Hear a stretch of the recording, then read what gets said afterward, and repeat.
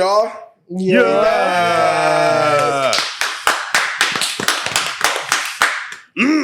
Swim with motion. We have a special guest today. Yeah. Our boy Malcolm. Wait, no. Hold on, Joe. You gotta tell them what they gotta do first. For sure. I was just introducing my man right here first. Y'all know what it is. Let us know how we did in the last video. Yeah. Let us know how we gonna do in this video. Afterwards, of course. Put in the description what you want us to talk about for the next video. And ideas and things like that. Things of that nature. Like. Yeah. Comment. Yeah. Subscribe. Yeah. Share with the homies. Yes, sir. Yeah. I was going to say, but like Joe said, we have a very special guest in the building. Yes, sir. Very, very, very Blast special. the past for real. I was going to say, yeah, no. All of us have known each other for a minute now, but this is family right here for me. This is family. As always. Always been family. Shoot. Known this man for over a decade. That's all I'm gonna say. I want to say since second grade. So what's that? 2007, 2008. Yeah, so we do that like math. that. So I'm about to be 20 years. God, about to be 20 years now. It's my boy Malcolm. It's my boy Malcolm. I think I said 20s. I know, bro. It's a bit of minute. 27. Twosing days. That's crazy. But yeah, like Joe said, this is also a blast from us because he knows the other two very well right here as well. Been knowing Joe since the Tucson elementary days, Miles since the Hartman middle school days for the people in We've Columbus. known this man for a very long time. That's all. So Real Sandbox stuff, bro. Yeah. Oh no, for real. This is gonna be a real Sandbox podcast episode today. But yeah, but how you feeling, my boy? How you feeling? I'm feeling cool. But yes, I'm very hyped to have my boy here. As we do, as always, with the guests, we're gonna do our origin story. Yep. I always ask the guest first. Do you remember the first time we met? Yes. You know me, my memory is terrible. It is terrible. I was like, okay. You're going to have to take that one. All right. You're going to have to take that one. All right, man. Like I said, I feel the same way. My memory, I'll be like, what? We did that? Oh, snap. Because he'll ask me, like, who is this person? Like, he talking about, who's this? I'm like, I don't know. Oh, yeah, bro. Malcolm in our group chat, bro. You ask him about anybody that he hasn't seen in the past, like, it's a no-go every time. He said, who's that? I was just saying, you gotta. It's like an iPhone just throwing out unwanted memories. He's better with faces. Though. Oh yeah, show me the face. Like, oh, yeah, okay. For sure. But yeah, been knowing Malcolm since second grade. First time we met was very hilarious. It was so random. So, in elementary school, I don't know about y'all with how your guys' elementary school works. You always had a destination for like the end of the day. So how Tucson worked, you had back walkers for the people that walked home, front walkers. That was your boy. I was a back walker. Yeah, I was a back walker too. I was like, he was too. And the difference between front and back walker is literally how you left the school. So if you're walking home from the front of the school, you're a front walker. Back, you're a back walker. And then obviously you had your bus parent pickup. But we lived way too close to the school. All our parents was like, you're walking. Yeah. But so like, yeah, so it's back walking. So I'm just walking home or whatever. I had a friend, I won't say their name, but I had a friend that I usually walk with or whatever. I'm walking home. I don't see him this time. Well, I'm like, I'm just gonna walk home, whatever. So me and Malcolm grew up. At the time, all of our neighborhood will like come out, mess with each other, blah, blah, blah, blah. So we're walking down, and our friend, our mutual friend, I didn't know Malcolm at the time of this, by the way, but I knew the other friend. So it's me. Actually, I can say their names. This is nothing bad. So my homie Trey, my homie Shota. I'm walking there. I'm walking just the regular trail home, right? So I see you know how they're just messing around, but you know how people when they mess around, they see a little scuffle, they just crowding the circle or whatever. So that's what I'm walking in. So I'm just walking, I'm like, oh, what's going on right there? So you know me, I'm being a kid, I'm nosy. I'm like, oh, that's my friend Trey. They're wrestling on the ground. I'm like, hey yo, I don't know, it was a joke at first. So I thought it was something serious. Actually fighting. I was like, whoa, what's going on? Go to break it, whatever. I didn't see that they were laughing, smiling, joking. I was like, oh, okay. But at the corner of my eye, because like I said, I don't know Malcolm at the time. He's Shoda's friend. I'm Trey's friend. I see this light blur coming my way. I'm like, what? This dude tried to tackle me out of nowhere. I was like, hey, yo. So I moved out the way. I was like, yo, what's going on? But I didn't, Malcolm was also kidding too. He thought I was in on the job. I was like, yo, what's going on here? So yeah. Basically, me and him met by him trying to tackle me, and we've been ever friends since. That's crazy. I don't remember any of that, like at all, at all. Oh no, it was hilarious for me because it was just so random, and it's crazy. Honestly, it's one of the only people that I remember like meeting the first time I met meeting them. So I was just like, right. That's why it never escaped me. So yeah, that's what happened, and yeah, we've been homies ever since. That's funny. Right. I'm trying to attack him. Right He there. does that though. Whole time he's not even in his memory banks. He's like, I don't remember that. Huh? Right. I would say Malcolm, he would say, I'll let him say if he wants to, but very, very changed individual from back then. Oh, for what's camera we're looking at? Bro, you can look at any one. What's the main one? The one in the middle? Yeah, that's how A lot of people are going to see this and be like, wow. Because one, it's a podcast.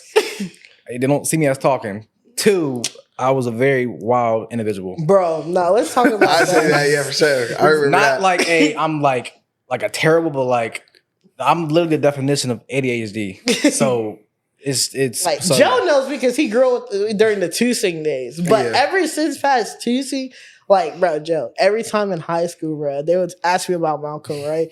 They're like, bro, Malcolm never talks. He doesn't do this. Why is he so quiet? He's always so laid back. I'm like, what Malcolm are we talking about here?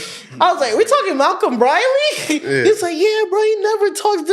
And I'm just remembering the dumb stuff we were just doing on the bus like yesterday. I'm like, that can't be him. Right. But nah, apparently always, because me and them, I've never had a fun fact, our group chat, only a few slim of us have ever had like a class with one of them. Oh yeah. It was very annoying. Too? Yeah. It was You very never got a class with your homie. It's like, It's always some randos. Bro, and then it's always maybe some one randos. associate, not even a friend. It's like, Nah. I know you. You might, like, if you have a group, you might get lucky with like one of them, or it's like two of them that have something. Oh, yeah. Didn't we have one? We had a study hall. Yeah. yeah, it's always at the study hall, but never a class. But yeah, me and him never had a class. I'm like, bro, what are y'all talking about? But I guess he was always quiet in the class. And I'm like, but then I was like, that's when I knew he just chooses like who to show that side to. Oh yeah. I was just like, all right, so now, so whenever people tell me that, I'm like, all right, so Malcolm doesn't really talk to you as much. So I was like, so I knew, but Yeah, high school was definitely a change for me. From I think I would say freshman year, you think? that was a change for all of us too. It really was. That's what I was going to ask. I was like, don't y'all remember going through a little change from 8th grade to high school? But Y'all was like, for me, from preschool to freshman year, I'm the type of kid that was literally falling out my chair. So literally, I was best friends with the principal in every school, of course, but not in a good way. So I know that. Shout out to all the Especially in trouble kids, especially y'all know. Miss Henson. Yeah. Oh man. But yeah, from high school though, it wasn't like I'm a change. I think it was just natural. Yeah. So when people saw that change from before, they're like, "Oh, you changed." Right. It was just like, no, I just honestly, like he said, I just choose now to speak to you. Yeah, no, for real. I had to calm down. Uh, I had to calm down. So that's really what it was. That's real. Nah, for sure, I had to stop getting in trouble. Looked at I'm like, bro, ISS. Yeah. Freak no, bro. Freak no. Nah. That's damn near jail, bro. I was gonna say, like, if y'all just want, like, you can choose to say, well, what's the worst punishment y'all got in school? Mine was detention. That was the only thing I got suspended for 4 days. But that's not like bad though. No, it's not bad. You get to come back. home. Yeah. I mean, anyone that's never been suspended, you know, if your parents are actually like about that, they're not going to just let you chill and watch TV. My dad was making me do chores. He was home? Chores. Yeah, he was home. Oh, that sucks. Not because I got in a fight with this dude and you know, whatever. And then my dad, it was like on the day we had, it was like one of the last few days. Clout. It was like one of the last few days of school. And it was like the day you have like the, you know, the roll call attendance and like the attendance award and all that. I didn't go because I got suspended that morning. What? And my dad picked me up. Huh? What grade was this? That was 7th grade.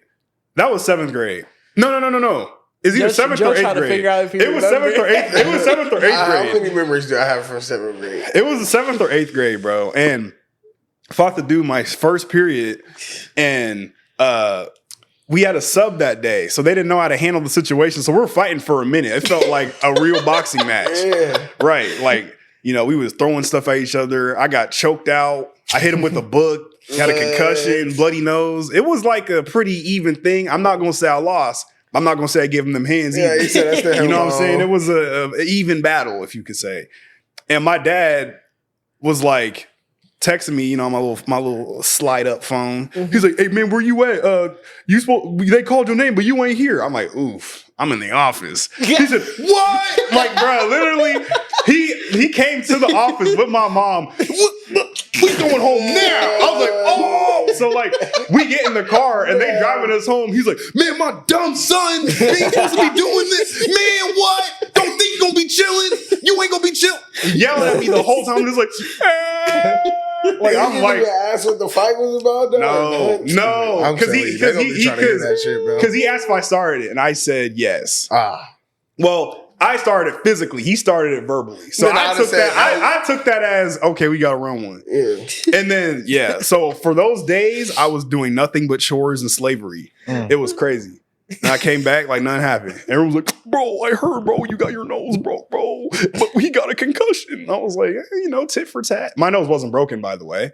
But he definitely had a concussion. The principal was like freaking out. I don't know if you know how sometimes like when you get in trouble, the teachers will like overinflate stuff to make you feel worse about what you did. Every time. Every time. I don't know if you'll ever think straight again. I'm like, from a book? You made it seem like I hit him with a brick. I didn't. It was a book. I'm like, shut up. I was saying, so yeah, that's probably the worst thing. It could be the littlest things like they will bring up too, and they'll just make it like you just like you said, right, you did a terrorist attack. Oh, I heard you stole Timmy's pencil. Like, I don't know if I'll be able to write again, thanks to you. Like, you know what I'm saying? Like, what are you talking about? You remember when bro fought?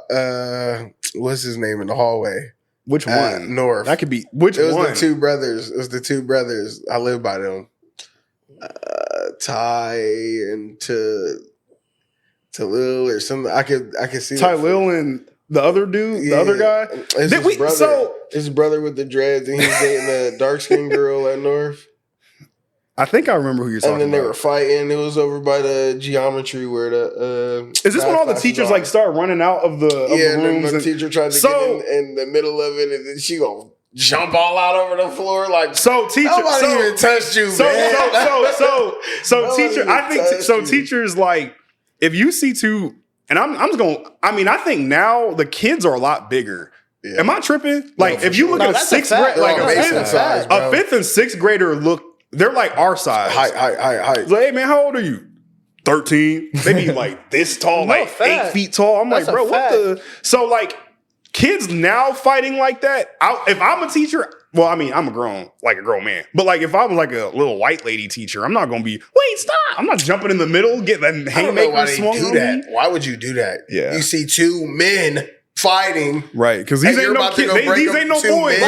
You know, you're about to go break up two men. In the teacher's defense, though, like you usually need a teacher that like cares about kids that be doing that. So you know they get like a protective thing over. They're like, "Come on, guys, stop!" You need to go find a male teacher that can stand and break in front of them. Dude, too. Who? The tall white bald dude. We gotta also talk about it. Why does every school have a tall ball? Every tall ball teacher is either history or math. I'm saying he jumped in that or coach. He jumped in that boy, or both. And they act like he got hit, and the lady gonna fall on the ground. They act like she got hit, and then I'm like, bro, what is y'all doing? But think about it on the flip side. If you're the teacher, I got hit. How many days you getting off? How much bread are you getting paid for those days you're about to get off too? No, Pickerton back then, they probably say, "Hey, bro, put this ice pack on and come back to work the next day." Right, bro. Especially but Pickerton, that's assault, though. especially Pickerton back then, bro. Especially when it came to snow day, bro. Kids have it so much like easier when it comes to snow days now, bro. It would be a little drop of snow. Oh, all right, you're virtual today. We was out there trudging through that day. Not even trudging, like we would. That, and even when they would let us stay home, they're like, we got blizzard bag work. You're staying at home and you're doing this work and submit it tomorrow. I was like, blizzard bag? Y'all actually completed a blizzard bag? Never did it. I never did it. But they were giving them. Yeah. You remember when we missed the bus because of that? Bro, it was snowing deep, bro. We waited for like an hour outside of our bus stop, bro. Like usually like us on like our street, we usually thug it out and stay out there the whole time. But bro, I couldn't take the cold this time, bro. Cause like my dad works for the school and stuff. He even called me. He said, "Bro, go home. Like just wait out home." I'm leaving. He said, "Just wait out home. If you can get a ride to the school, do it." But he said, just go home for now. So I was like, all right, bet. And then since I was talking, I was like, yo, can I like bring my friends over? He said, yeah, go ahead. So I told him, we were like, let's just go to the crib. Sorry, another one of our friends, Salute or whatever. He said, I'm gonna ask my dad if he can. That's another blast to the past. Yeah. That's like, need to get you on the pod too, gang. But he was like, I'm gonna ask my dad if he could take us to the school. So we walking home, we walking through the snow and whatnot. We watching SpongeBob at my crib. We were like, one of us in our group was like, we should just like look out to see if the bus comes, bruh. I don't know what we were doing. We were just kiki ha ha. I remember this vividly too. Malcolm looks at the side. He just looks and I held his mouth drop. I'm like, Malcolm, what's up? He said, bro, that was the bus. We were like, bro, just drive. Bro, the bus stood there for like 2 seconds. No. Just park it. It's like the bus from Rock Bottom, bro. Remember when SpongeBob was like, he said, when's the next bus comes in 5 seconds. Right. Flew by him, bro. And then Patrick was already about to SpongeBob. He said, bus is here. What? No, because they didn't give y'all like an alert or anything like, bus delayed by an hour. No. It was never y'all like missed that. the bus and they give you an alert. I was like, running down from this end to that. Wait! Now you sprinted. I remember one time Greg missed. Greg missed the bus one time. He's running like the bus driver is like, bro. I don't know how he didn't see him. I was like, "Hey, stop!" He's like, "Huh?" And then he stopped, and the Greg was like breathing, bro. That was the funniest thing ever, bro. I was crying. That's so funny, bro. Those bus drivers don't be caring. We missed the bus. Michael was like, "Bro, we just missed the bus." I ain't gonna lie. Did y'all just stay home? No, Salu's dad ended up taking us that day. I would have been sorry. All of our parents were like the same way. Like I'm not gonna lie, that day I probably could have stayed home. But all my homies, I'll go with them. But like all of our parents are like the same way. They're like, bro, if you can go to school, you're gonna go to that. It was like no mercy back then, bro. Like these kids nowadays. My mom trying to make me stay on freaking skip day, bro. My grandma had to call her and was like, bro, what are you doing? Facts. Because like they don't believe in that. They're like, no, those are just the miscreant kids. You gotta go. Like, no, I don't. I said, Mom, how many days of school did you miss? You can't let me skip senior skip day, bro. Yeah, senior. You ain't even learning nothing at this point. Said, everybody's checked out, bro. Even the teachers, dude. Like, put her in that three-way call. She said, Sharita, what are you doing? Shout out to you, Granny. Came in clutch. But school. Why was that, bro? I did get an award for perfect attendance, though. Sure, I would have. That was I got it like 2 years. For sure. Yeah, It was crazy to think about. We would wait for the bus at like 6 a.m. Yeah. To really think about it. They trying to get you ready for slavery. For work. Slavery. Literally for work. We're the new indentured slaves. 6 a.m. You waiting for the bus. You dazed, going on like dark bus. You tired. You fall asleep on the bus. Music maybe. You know what I'm saying? Then you always got those. Bro, you always got somebody making so much noise in the morning, bro. Man. And they loud with the hot Cheetos and the pajama pants on. I'm not gonna lie, our bus was notorious, bro. Oh my goodness. That was an all-star bus right there. Like, I think it's cool. I think it's cool if it's like the vibe is fun. Like, I think if you're being stupid, like just messing around with people, like when I was in elementary school, like you would have dudes like jumping over the seats, running underneath the seats, running through the aisle, and then they'd be like, "Get out the aisle!" Like, bro. One thing I can say though, when we switched it, jumping seats, I don't really have I'd have a problem with that. But like, you ain't gonna slide underneath my seat. Hey man, That's crazy. Stop stomping on heads, bro. That's like a slap into the stall. Somebody while the bus was moving leap onto somebody during the bus. Nuh-uh. That- was crying. Bro, I'm not gonna lie. The bus, elementary, it don't even matter what grade. It's always some of the most fun parts of school. Like when I was telling you, like me and Greg jumped that guy, and then when Josiah, you know the dude he's talking Jose about. or whatever. No, the dude they jumped. You Oh, know really? him too. Yeah. I'll tell you. Do you remember? Bro, that's so funny. I just thought of like 3 funny things. So when we would ride the bus, Josiah would throw a banana peel out the window. No, because every day, like he would have like he would be eating breakfast, and then we would go like past a certain hill, and every time we go over the hill, the minute we like get at the peak of the hill, he'd be like, "Yeah, throw the banana peel out the window, bro." It was so funny because our bus driver was like super chill. Bro, remember when Salou cracked his head on the window? Yes. Bro? Nuh-uh. Nah, Yes. so, Wow. Like it actually cracked, or he just got no, hit. like he just hit his heart real hard on the window, and everyone's trying so hard not to laugh because like Salu's one of the nicest people you'll meet, but when he gets mad, I'm not gonna lie, I love you, Steve. He crashes out. He's a crash out. Like when you know he's mad, he'll start cussing. You start And he powering don't up. cuss. When he starts cussing, oh, he's mad. That's like no, and like it's like the funniest thing ever. The thing is, Salu's one of those like when he's mad and you start laughing, he gets even madder. So you're just sitting there in the seat like. Because there's some of these hard to take serious when they get angry. Yeah. To be honest with you, That's definitely my cousins too. Chris and DeAndre, y'all got me weak, bro. When they would fight, bro, like y'all said, and they just too like, it's like, why are y'all getting that bad? I mean, because sometimes you just, I don't know, it just gets like that. Especially with Salou. Like, Salou will be the type to crash out the most, but he'll make you crash out too. Oh yeah, he's the definition of an idiot. I'll tell you that. Like back then, he literally had a button in my body where Bro, he used to get Malcolm so mad so easily. I'm surprised we never fought. But to this day, I still want to fight him. That's the thing. So, Well, see, that's cool though, because that goes to show like that's really good friendship right there. Yeah. You're not really good friends with somebody unless one of 2 things: either you really wanted to fight them, or you've never fought. If I'm keeping it a band, like I've never wanted to fight anybody in this room. I've never been really upset at anybody in this room. But there are some, like Greg, Terrence, Tim, all the homies that watch. I wanted to square with all of you at least one time for sure. But I love you all dearly. So I mean, I think that's good. That's good that you want to fight. So like, and then we have people that agree when they get mad at the same time. It's like, bro, me and him one time we got mad at Salou at the same time, bro. It was like.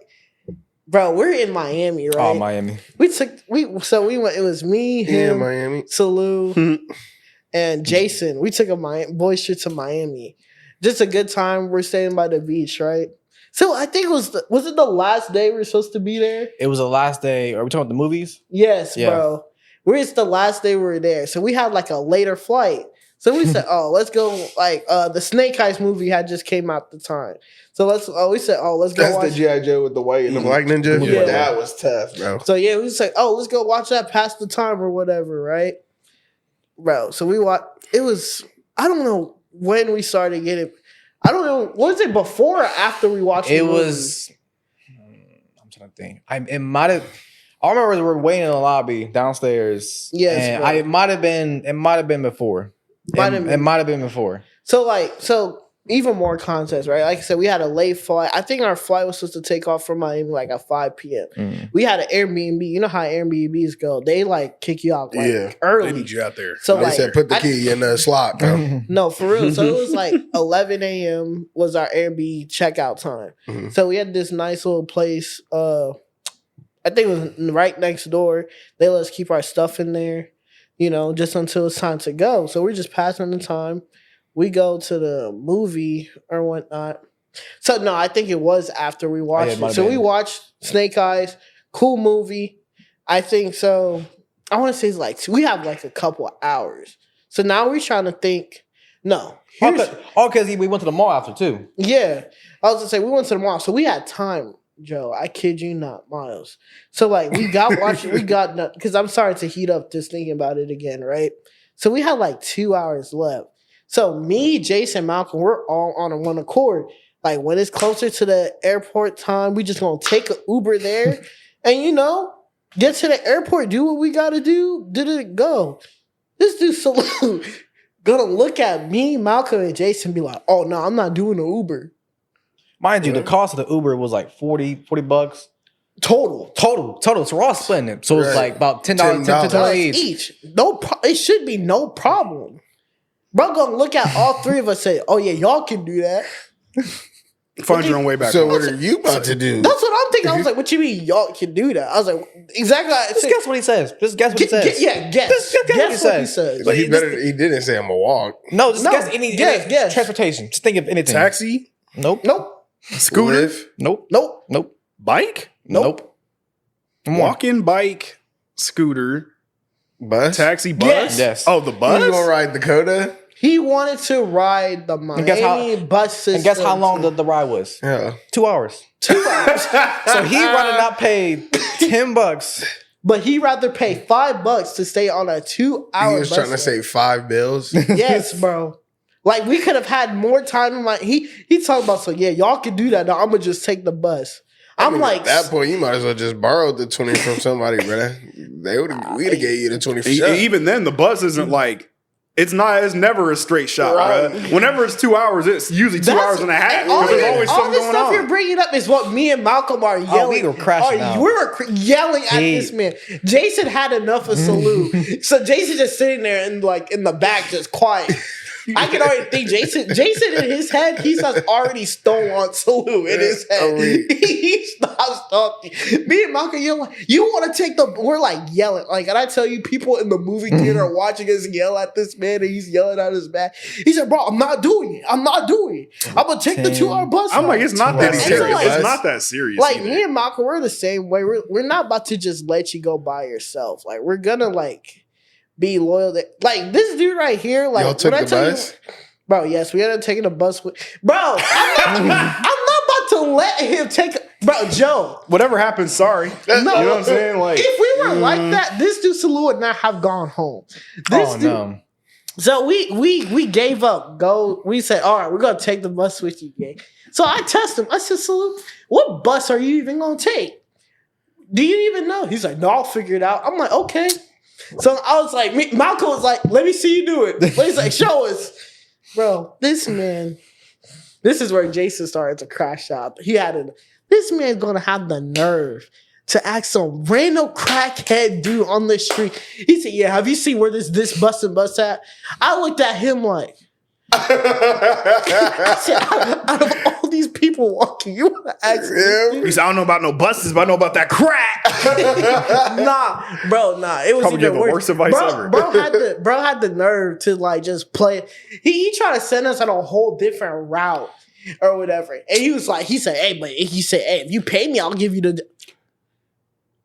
That man thought it was a criminal asking for. And the worst part, he tried to make Salute like try to make a play. He said, you gotta make sure you keep you gotta go to that bus now. He's like, what's it? What did he say? He's like, keep your luggage right here while you go tell the bus driver. I said, keep your luggage right here. I'll watch it, man. Don't worry. No, he was on that time. Of course, here. Bro, he was on that time. My keys are on the right side, my laptop's in the back pocket. And mind you, Slew's the type to trust a crackhead. He's definitely the type. Because he was about to. He was. Don't tell me he was actually about to. Bro, he was about to go that way. I'm like, Salute, no. Did we almost miss the bus? Respectfully, all my brothers, but listen. You do some stuff like that, brother, you're getting left. I'm leaving you. No, the street smarts are all definitely on. You're right. You're figuring it out and yourself. Like, we almost missed the bus because, like, at a point, I was just like, Salute, I'm done letting you ego us even more. I looked it up. I'm like, we're about to be at that stop. And, like, my mom said we almost missed the bus because that stop. I was like, we got to be here at this time. Because, like, for people, if you do want to take the bus, you don't know how to. Google Maps will tell you where you need to go by bus. That's what I said. I said nobody pulled out their phone. Like I said, I was just testing Salute to see how far this idiocy was gonna go. So I'm like, show me. Like, Salute, we gonna need your side of the story, right? Don't, because he's gonna twist it like he's like, they were trying to help me out.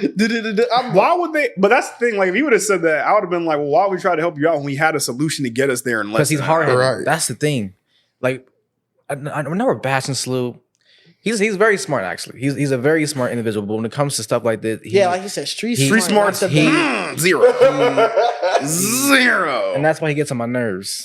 But see, that's a very dangerous person to travel with, bro. Because it's like and especially if you got a big ego, bro. I ain't gonna lie. If he was talking to me like that, we would have to box for the one side. They would have fought. You're getting. No, I love Salute, but I love Salute because I've known Salute for a long time.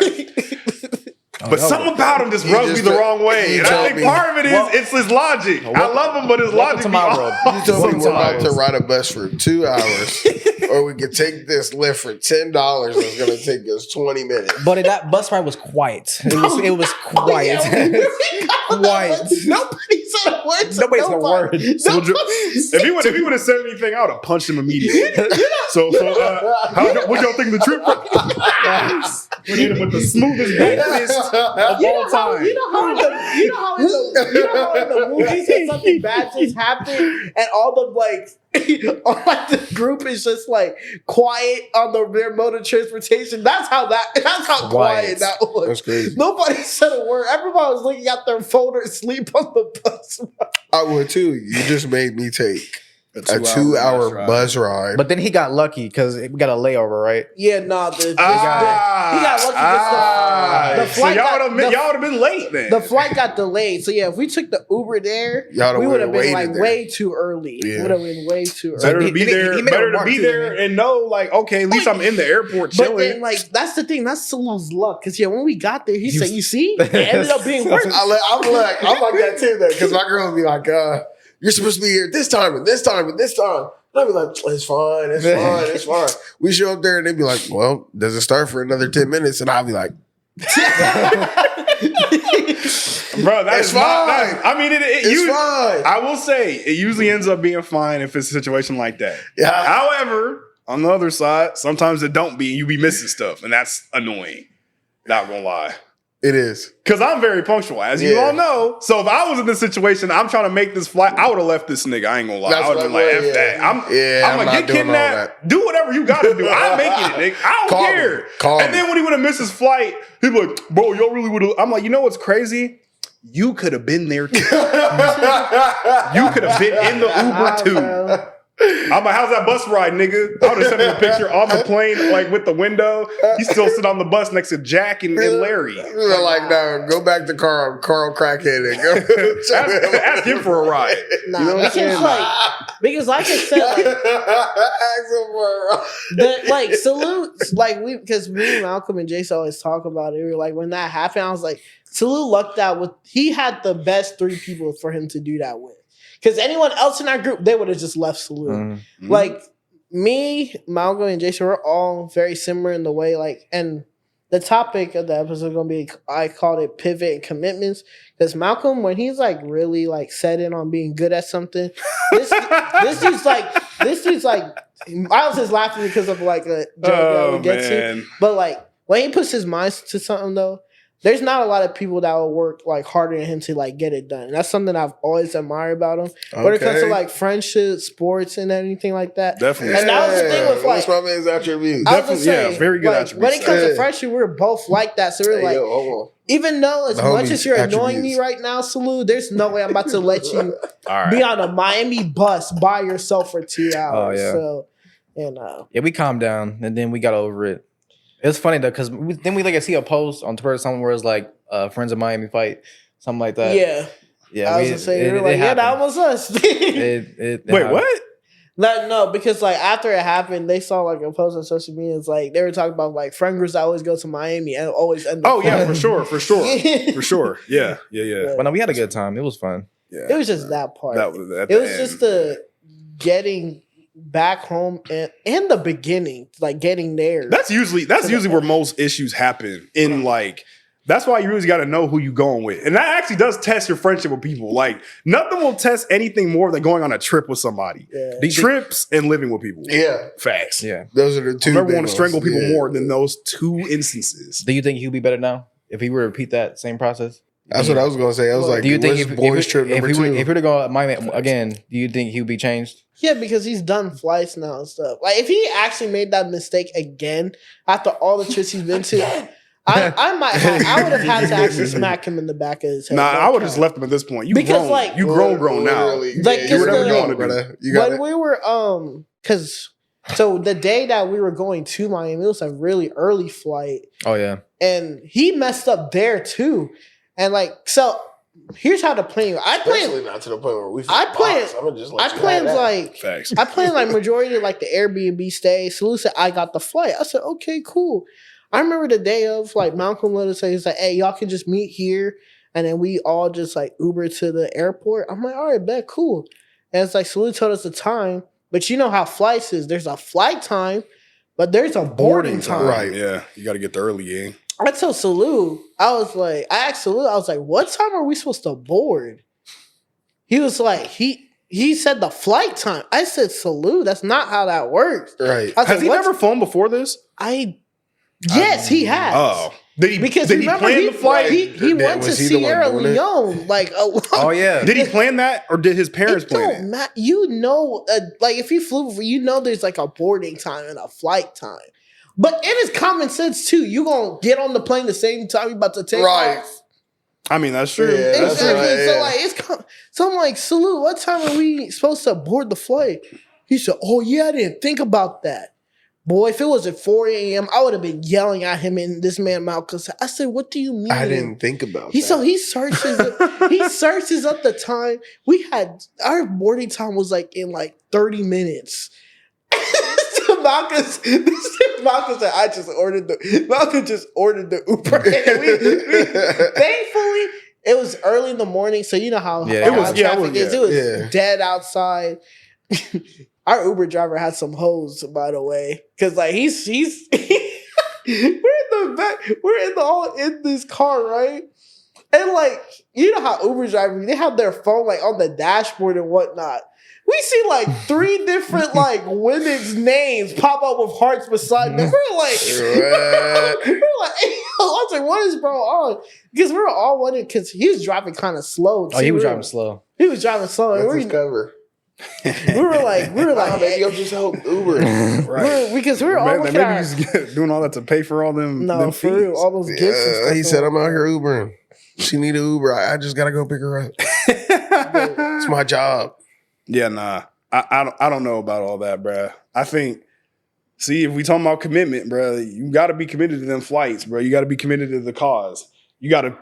My thing with trips is you got to plan it. Not perfectly, but you got to plan pretty well for it to not be stressful. A lot of people are not willing to do that, bro. I'm not an improviser when it comes to getting from my crib or home to somewhere in the middle of nowhere, bro. Like around or somewhere I'm not familiar with. We gonna play around and we going to like Idaho. Nah, bro. Plan that. Plan every step. I want to know where I'm gonna be at, what I'm paying, all of it. I don't want to. I'm not doing that. And for Salute, I'm leaving them. But shout out y'all. I feel like in a relationship though, it's good. Like one person is not like that, and one person is like that. Yeah, you need a nice balance. You need a nice balance. You need a nice balance for sure. But since we alluded to it, topic of the conversation, pivot and commitments and whatnot. So yeah, my first question is going to be because I listed out your attributes. So where do you think that? That drive and you came from for like when you put your mind to something, like it doesn't matter. You kind of just have to be the best at it. Because my boy Hooper, he's very athletic too, hooped and everything. So where did that come from, in your opinion? You think it was definitely how I was raised. Shout out to my mom and dad. But yeah, it was definitely how I was raised, and just being around people and just knowing who I am, from who I am by myself. And so I was just kind of absorbed, like. Back to the whole introvert thing about talking. Those days where you don't see me talking, I'm still observing everything. I'm still, on my P's and Q's. So I absorbed a lot of things, and that just became a thing for me, especially for sports. Especially for basketball. I really think like that was definitely my first love. So I had a lot of passion for that. So for like track or anything else, anything I'm good at, I'm always gonna be on your head. You know, I'm always gonna be in your head. Very competitive. And the reason why I was laughing at it earlier, I beat Malcolm at pins bowling one time. You would have thought like we put money on it every other time after. This man used all the strength in his arm. Strike, Miles, strike. Like, bro, I'm like, oh my gosh, bro. I'm very competitive as well. So we was definitely going at it for like a solid hour and a half. That's what it was fun. But yeah, he's definitely a very competitive fella. But it comes to I'm trying to see like it's yeah, I don't like losing at all. I mean, that's really what it comes. That reminds me because this just happened. Literally a month ago. Y'all know, like at the arcade, you know, the punching machine, like,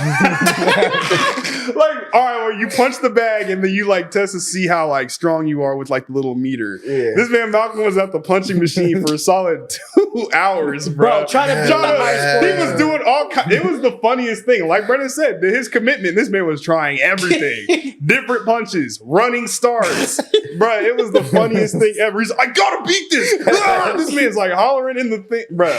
Funniest thing. Did he beat it? And then you did beat the. Yeah, I did. He did beat his record because the worker came over. He was like, "Let me try it."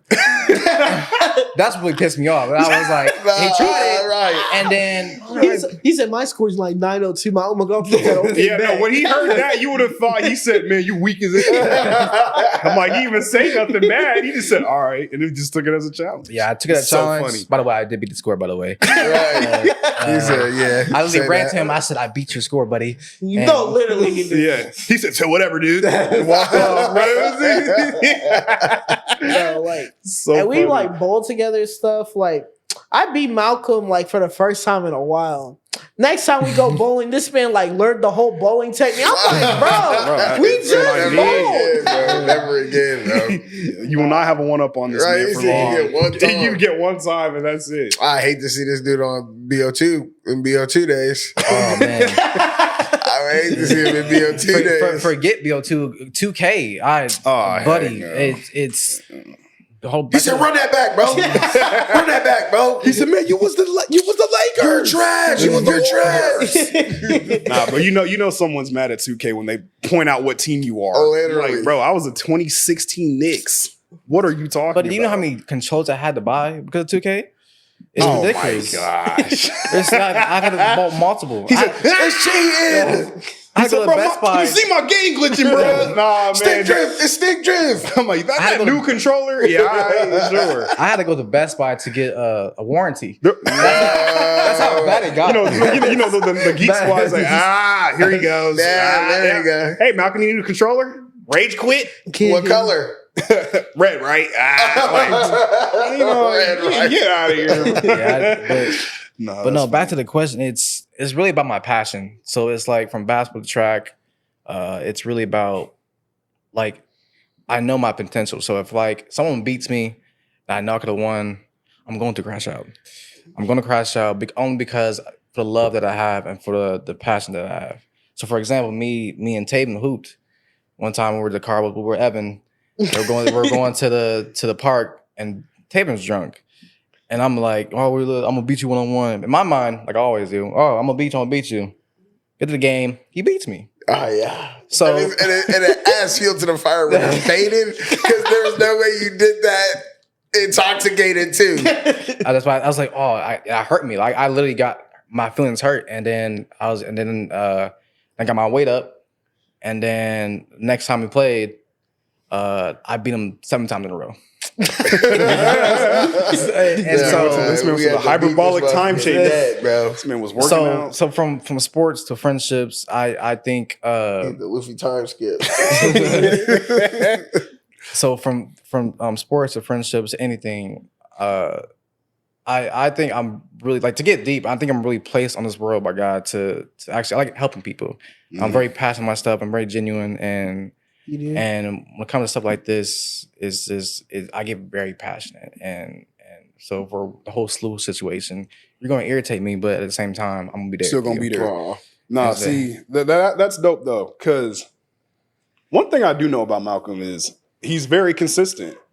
Even like when Brendan talks about him, because like they're obviously closer to him and I. But when Brendan talks about him, every story, every solution, every problem, Malcolm is always involved in one way or the other. Whether it's the good or the bad, he's there. And even though, like you said, even though you might want to knock Salou out or whatever situation, he's still gonna be there. And I respect that because a lot of people aren't like that.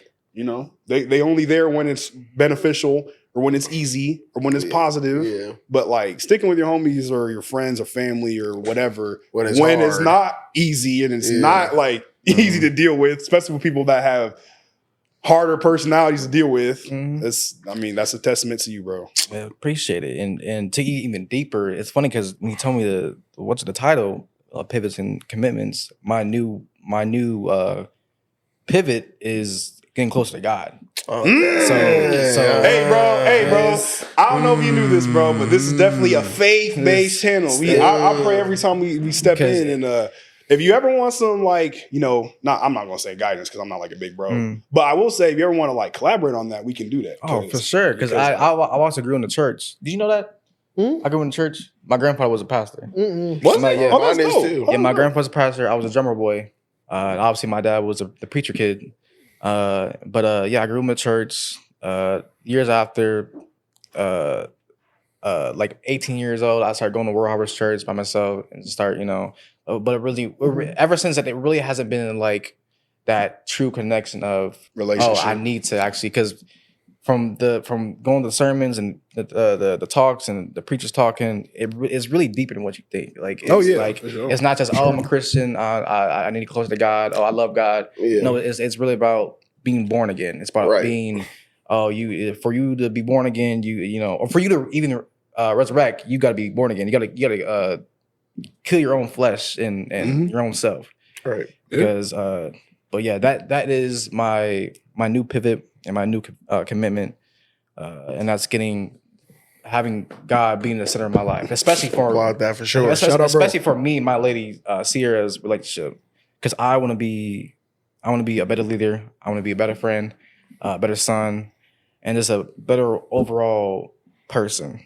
So yeah, that's my new commitment and pivot. Shout out that, bro. Sure, yeah. Beautiful thing to hear, bro. Beautiful thing to hear. Because like he touched on it pretty well. Like it's about that relationship. And you see he's committed. Like he's proven that time and time again. Like when he sets his mind to something, he gonna do it. So, that's definitely a dope thing to hear. How's that journey been? Yeah. How's that been for you so far? Well, it really just started. I wish I had it in college because that really was a dark time for me mentally. Yeah. Especially because at the same time COVID happened. Yeah.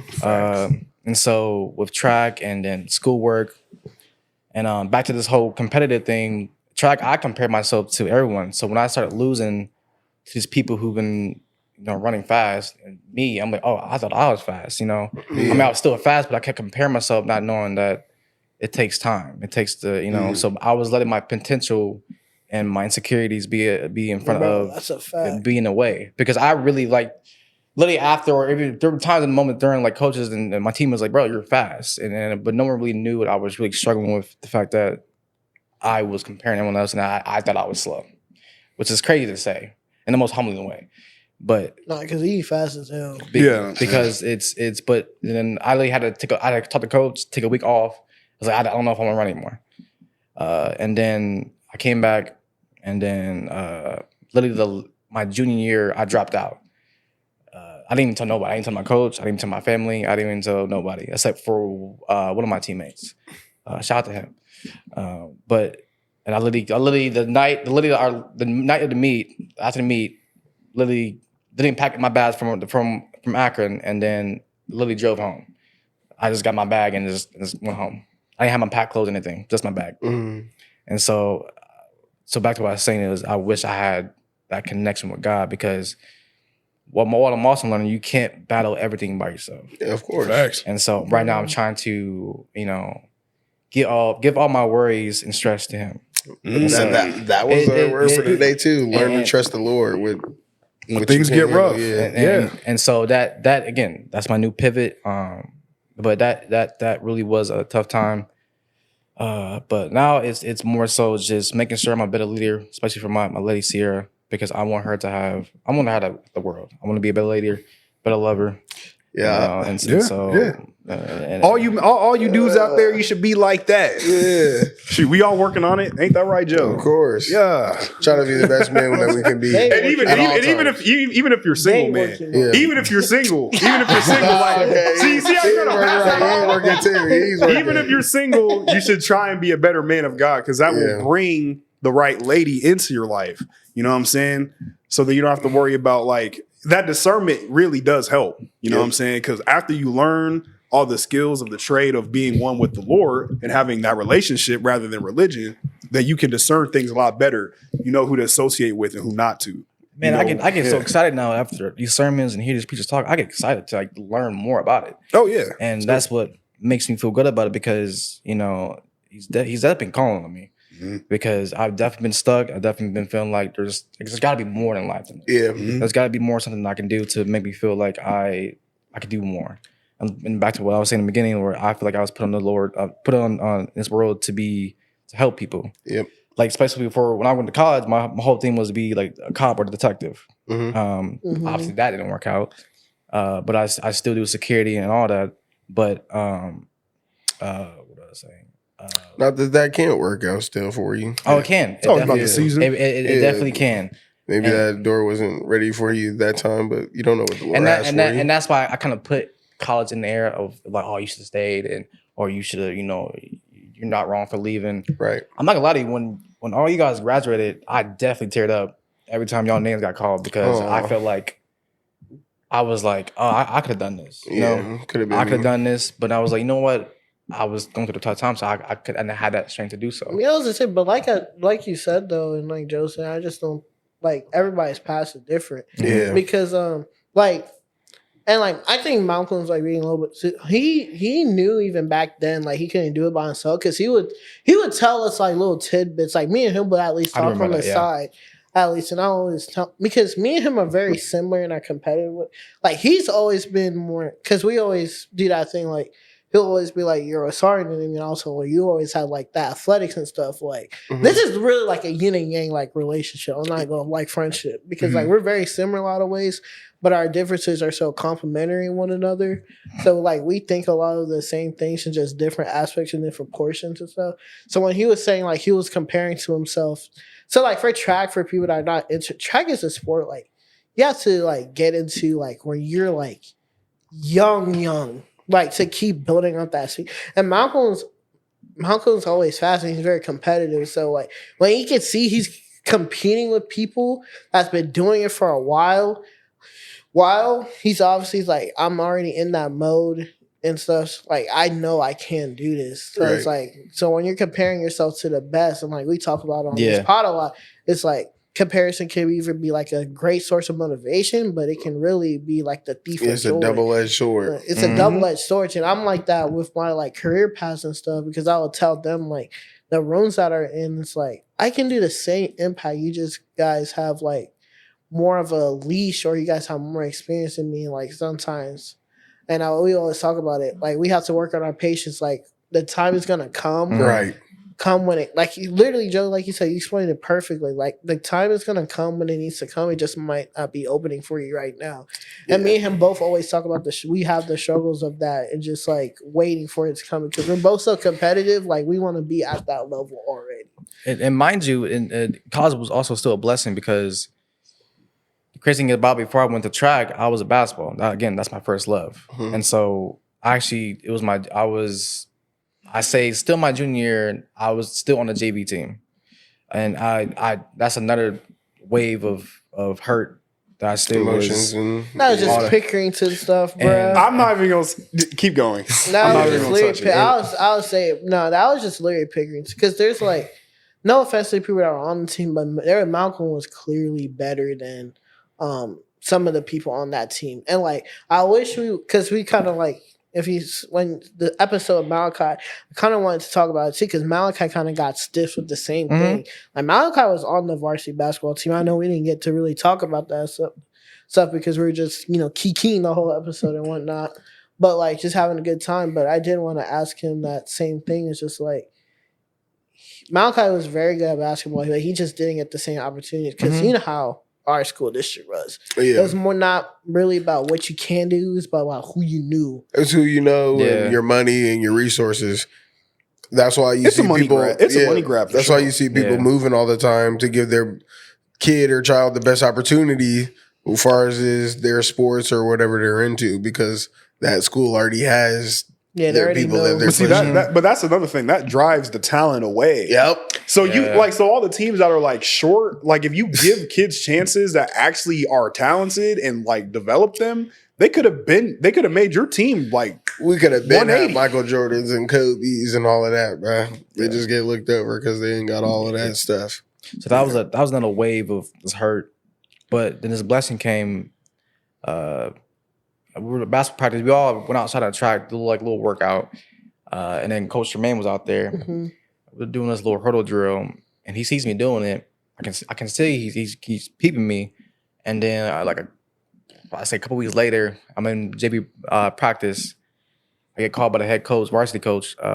He's like, "Come with me, go in the office." I see Tremaine in the office, and he was like, the coach was like, "Hey," he was like, "We want to know if you want to run track because we know you're not, getting the availability for JV or varsity, so we want you to run track." And so, even though that was a blessing, that still hurt because it's like, oh, you're telling me I suck. But it really wasn't that case because it was really a blessing in disguise. Because after that, I got a scholarship to Akron. And actually, no, I lied. I was a walk-on. But shout out Coach Tremaine for that, making it happen. So went to Akron, was a walk-on. Then it comes to the MAC championships, and I placed. And that's what I earned my scholarship. All right. So a lot of the stuff that, again, I was so happy, man. We were all watching the live stream. I was like, oh. And it's funny because I was actually more backstory. I before the Akron visit, I went to Kent State, and the coach took me out to dinner, everything. I mean, got something in the teammates' dorm room, and then he was like, "All right, I'm gonna text you. I'm gonna call you." Never happened. And I get to Akron. And I get to the MAC championship, and I beat his crew in a race. What? And so it was all respect to them too, by the way. Yeah. But it was a very that's why you're a better man than me. Exactly. And let me rub it in too. But it was a very good thing to happen because it made me remind myself, oh, you need to stop comparing yourself. You need to stop doing these things. And even the people his name Brandon, he kept to me. He was like, you got it, bro. He's like, I like you. And so these things helped me realize to put my insecurities, in the back of my mind. But yeah, that's. So go ahead. I could definitely hear your testament to taking the back seat and letting the Lord guide you, because I was struggling with that for a little minute too.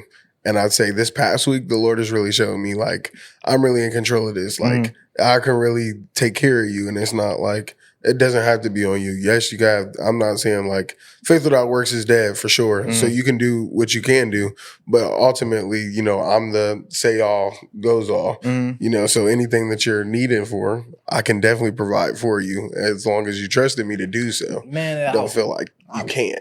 I wish I was closer because I'm not saying I would been like the best, runner on the team, but I definitely feel like I had a lot more opportunities and a lot more success there,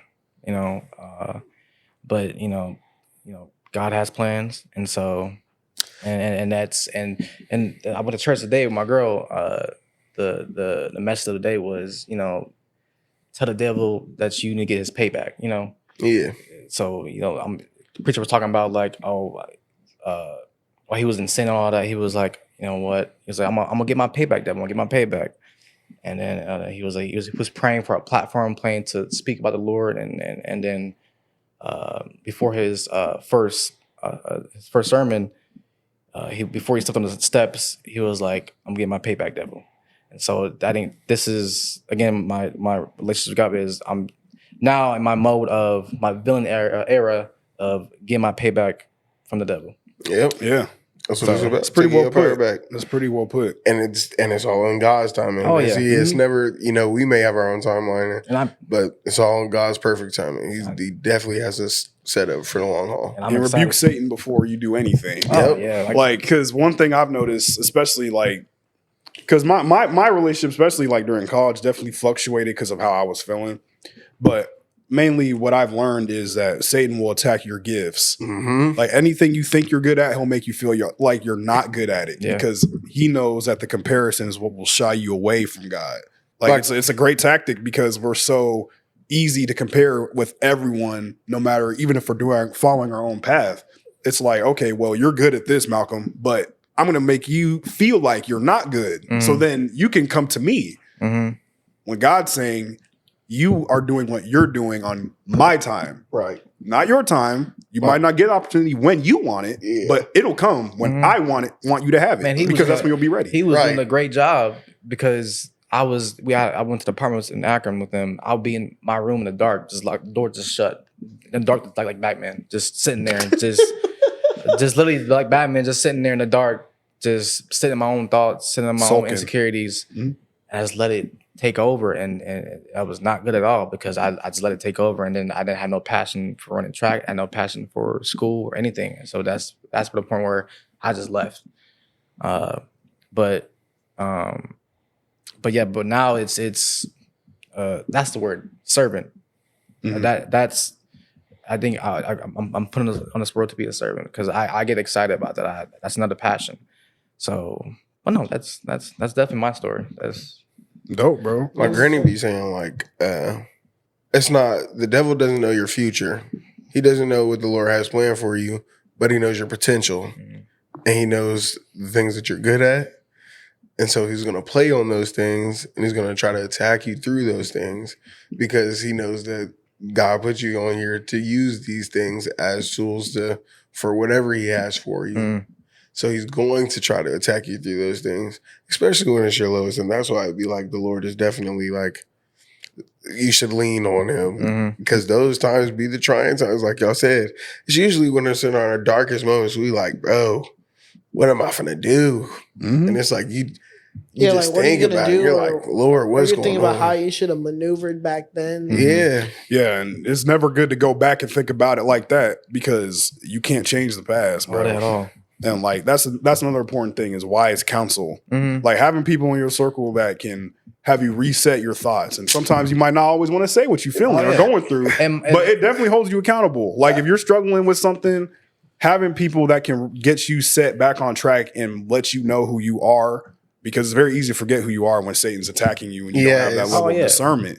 And it's like, for example, Joe called me saying something negative about him that I know is cap. I'm going to hit him with the reset, prayer reset, something to make him realize, man, I know what is happening. It's a spiritual attack because everything you feel is spiritual. It's not just, I woke up feeling depressed. I woke up feeling anxious. It can be that, but it stems from spiritual attacks. From Satan it's trying to get you out of character. Yeah, it's a war going on spiritually and physically. You can't see the spiritual, but you can feel the physical. Mm-hmm. Right. And that's why I'd be so grateful for this podcast and being here with my brothers, like I say, every time. Because it's like I get that reset. I get that affirmation or I get the answers that I'm looking for when I come on here because it's like, dang, or when I don't feel like this and I don't feel like I should be, like I say and have said in other episodes, I get on here and they feel the same way. They think about the same things that I'm thinking about.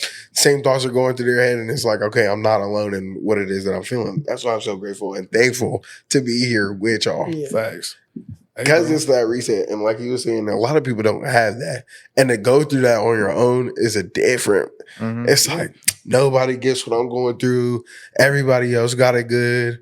All things that's going on in my life right now is so bad. And it's so easy for the devil to come and get you in that moment. And that's when you just shut down and you're like. And honestly, sometimes, and I agree with that. Because sometimes, and people might disagree, but sometimes it does truly have to happen.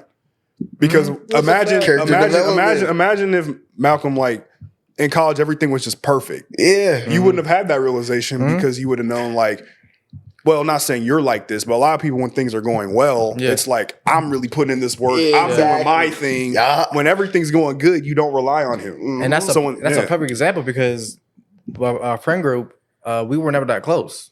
We were that in terms of speaking about our feelings, speaking about our feelings, everything. Like we were close, but when it came to that, like we were just hanging out, but we never got deep into our thoughts and our feelings. But that's most high school, you know what I'm saying? Like at least ones that stem from like, you know, just having fun. Right. You know what I'm saying? It's like you don't really and also when you're a kid and teenager, you're not really not saying you don't go through stuff, but like a lot of times you're not going through anything so deep. Yeah. Then there's a whole stigma of like boys not talking about their feelings or get on the game, you know what I'm saying? Whatever. We definitely was talking about our feelings on the game on me, bro. I mean, when it hit like 12 not everybody was like that, but like that's what I'm saying. Like, and I say this genuinely because I want you to hear what I'm saying. Like, if you ever feel a type of way about like your relationship with God or like you are having experience of like satanic attacks like in your mental, I mean, you can hit me up, Joe, Brendan, obviously, like, and just talk it out. Even if because there's always moments where there's backtracking feelings of like, man, I want to go back to how I was, of course, or like whatever. You might not do it now because you have, you know, reborn, right. But you know, there's always doubts. Yep. There's always temptation. There's always tricks that Satan will try and throw at you. And the Lord says he's married to the backslider. So don't get tricked up if you feel like, oh, I'm falling back into my old ways and stuff like that, because it's going to happen. Yeah. Seek wise counsel. Like we all got a lot of friends, and everyone that has a lot of friends knows you can't just talk to some homies about some stuff. Like, for example, you want the truth or do you want like this? Or you want someone that can genuinely assist you. Yeah. You know what I'm saying? Like I have a lot of homies that I know would listen, but they wouldn't really provide me what I need spiritually or maybe mentally, emotionally, whatever. And you know, like you said, y'all's friend group, you know who in that group you can tell certain things to, or you can't. To our friendship group now, like I think now we can go to like all the shit about like Malcolm's raised a good point. Cause like that when that COVID time hit, that's when we really started like going to each other in that state of realm and really like elevated our friendship. Like that would probably be like one of like the better things that came out of that COVID era. Like people I was close to, I got even closer to. Right. Because like Joe said, like I'm hearing my closest homies say they're feeling the same thing. So you get that validation and like, okay, cool. Like I can chill a little bit. Like. So, no, for sure. And then my next question to stick to the topic of the episode is like, for everyone, like, what's like a pivot you made in, what's probably the pivot that in life you think that has defined you to this point? If you have one or can think of one at the moment. Like the one that we talked about, the high school one, going into high school. I said going into high school, coming out of high school, say turning 21, and then I'd say probably about like 25 is the next one. And then I feel like the next one's probably going to be like 30, and then 40, and then 50, and so on. Just so like you said like defining moments, like like just like you could say like so Joe's is saying just like going through like hitting those milestones. Yeah, because I feel like my character changed They say you change every 5 years. Which you're supposed to, a growing person or a learning person, you're definitely supposed to. You're supposed to put things, evolve. Yeah, I'd say for me, like, so which? Go ahead. I was gonna say, so which milestone you think you saw the most change in your 2 years? If you would say, I'd say now. I mean, every time that 5 year hits, I feel like I'm not the same person that I was. I wouldn't do some of the stuff that I did. I'm glad I didn't do some of the stuff that I thought about doing, but I'm still like. As you get older, you get wiser. If things are going well, or if you learn from your mistakes, bro. Yeah. I'd say for me personally, like I'd say it started in high school because I think most people in high school really is when you start forming who you are. Yeah, like you start trying to get a sense of your identity, and I think for me, like before that, like I'm very envious of y'all's friend group. If I'm being 100% honest. Because I never had it. Like I have homies that were like that would pop up here and there, but like I never had a solid core group that I could kick with like that would last. You know what I'm saying? And again, I'm not saying I didn't have any friends, but I will say that mentally and like a lot of times, mostly I didn't really feel it. So like I think when I first met my homie Terrence, when I was 17 was when I first, that pivot of like real friendship was like really strong. Now, obviously I had like homies like Greg and, you know, whatever, but like to your point, it wasn't like so deep. Right. You know what I'm saying? Like Terrence is like the first friend I had that actually asked me about me. You know what I'm saying? Like, and I think for me, that was so different because I didn't have that. Right. And then I didn't meet, but like me and Josiah and Troy got cool. And then that was another pivot of like just starting to learn what it was really like to be like in a real friendship. Yeah. And then fast forward a couple years and then me and you get back like into our friendship. And then I think the more genuine people I've added in my life are where the pivots came from, because even though I was going through different seasons, I would have different people there to support me in a way that if I was by myself, it wouldn't be here. I probably wouldn't be here if I'm keeping it a band. So like, I'd say like every couple years and every year, if I meet someone that changes how I feel about them or like just about myself, I'd say that's a pivot, because I now have more people in my circle that I can, you know, pray with, talk to, share with, and like grow with, more importantly, especially because we're in this age where we're growing. And I think that's kind of where my pivots come from. So yeah, just constantly growing with the people, you know what I'm saying? So yeah, me and like-minded individuals, like Miles was saying, I never felt like I had like a friend group, or like I felt like I had like a close homie from time to time, but it was never like, I got all these people to call up and we're going to go here. It was just like, I'm cool with these people and I can hang out with them people, and I'm cool with these people and I can hang out with those people, but we don't have like a group, and it's not like we're spending night at each other's houses or anything like that. Facts. So I definitely was like, yeah.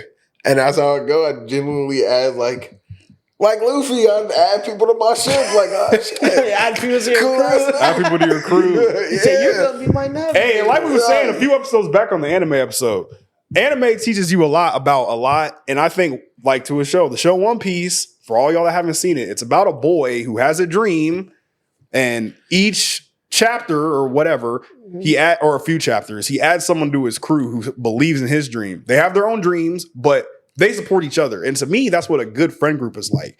Because even though he's like the main character, everyone in his group can like branch off with each other, do their own thing, come back. It's still a group. You know what I'm saying? I do like, and again, I like y'all's friendship y'all's friendship, of course, but like your group's friendship, because to me, and I jokingly say this all the time, it's like they're like the Avengers. They don't get along all the time. They don't get along all the time. You know what I'm saying? Like they're all cool on their own, but together it's something like special. Yeah. And you don't really see it a lot, especially the ones that last. Let me say that. Because it's always like two dudes beefing or whatever that kind of causes rifts within the whole thing. Not saying that doesn't happen and they can't come back. There's been people in our group a couple times. But what's important is like y'all come back at least. Oh yeah, we always come back. You know, so that's a beautiful thing to be no cap. But I was saying, you want to go next? Or you want me to go next? That's a good way to X-Men game. I'll definitely say my biggest pivot or like my character was definitely my time at Miami. Like that was the one, because I'm going from high school, like hang out, seeing like Malcolm and them every single day. Cause like I made the choice. Cause like Joe said, like you gotta, like in your character's arc, you gotta make sure if you're doing it the right way, you're growing in like yourself. Mm-hmm. And I was like, I'm thinking high school graduated. I'm thinking, do I go to? It was really between like from my school to it was OSU, because Buckeyes fan, the sports and all that. OU, because bro, I don't know if it was the same way at North, but you remember our high school graduation. Everybody and their mom was going to OU. Yeah, no, absolutely. Everybody and their mother was going to OU, bro. It was like, you kept hearing when they said, going to OU for this and that, OU for this and that. OU, yeah. No, literally. Or it was like Miami. And like, Miami was the one where I had like the least attachments too. Like OSU, I could still be around my homies that were around, with the family at the crib, all that. OU, Saloon and Quasi, or that Quasi joined a year later. Another one. Shout out to you, Quasi. A year later, ended up going out OU. All that two close homies there. Miami, it was only before like the degree that I wanted to go, and that was like the main like beneficial factor. But I had to like think to myself is like, do I really want to be always just like too comfortable all the time, or do I want to take this chance and like grow? And thankfully I did, because if I didn't go to I would have never reconnected with this dude right here, and who knows where this podcast could have been at. Yeah, that is true. So I'm glad that I did it, but definitely during that time there, like I said, it had its like ups and downs, but I'm glad I had more people to add to like my stable core circle that I had because it really helped the people I met at Miami. So shout out to y'all. When I didn't always have them, like I know I had them in like a group chat and stuff, but it's different. Like we all grew, like I'm always grateful for our friendship too and blessed because we also grew up in the same neighborhood. Mm-hmm. Like I could just leave my house and walk to Malcolm. Yeah, we were spoiled. Yeah, we were spoiled when it came to that. So when that college time hit, people were like branching off and stuff. It kind of did hit us hard because, like how do you tell a friend group that's grown up like at that point for like 10 years seeing each other like almost each and every day to make a pivot into not seeing, you kind of got to like grow on your own for the first time in a while. So it was very cool. So yeah, definitely not Miami time because like I grew as a person, like Malcolm was saying. That was the time where I noticed like you can't do everything on your own. Mm-hmm. So I started like venting to other people, not just within like my head, but to other people. So yeah, for sure. Yeah, two things I dissected from that because that's like a really underrated response. First thing, don't let factors that scare you deter you from like following what God may want for your life. Because who knows? Brendan easily could have been like, I don't really feel comfortable there. I want to go to OSU where my homies are. Or I can go to OU. But, and again, he might not have realized at the time, but he was basically following what God was telling him to do. Because, like, if he didn't, again, me and him wouldn't rekindle, we wouldn't be talking like right now, probably the same way we do. And also, like, he developed. Like, when I met Brendan from the first day I met him, like, in middle school, obviously, we're grown now, but, like, his character, even from our freshman year in college, like he's just grown. Like, and I don't think it would have been the exact same growth if he would have went somewhere else. And I only say that because he was put in a lot of different positions at school to actually evolve and elevate his way of thinking and moving. So that's the first thing. Yeah, second thing, like, don't take your people for granted in your life at all. Like, friends, family, like he said, he was spoiled. Like all of his homies were in a walking distance. And now, not saying they're not still close, but they're not all like tight knit, like location wise. So like make sure everyone in your circle, or even if they're not in your circle, but if you have a relationship with them, it would make their day if you check up on them. Yeah. Like there's homies that sometimes like, and I do this when I'm bored. Like I'll just scroll through my phone list and I'll be like, I haven't texted him in a while. Hey, what's good, bro? Hope you're doing all right. You will be surprised how people are like feel when you do that. They're like, hey man, you just made my day, man. Yeah. Like it can be someone you haven't talked to in like years, but if you still have a like decent relationship or friendship with them, do that.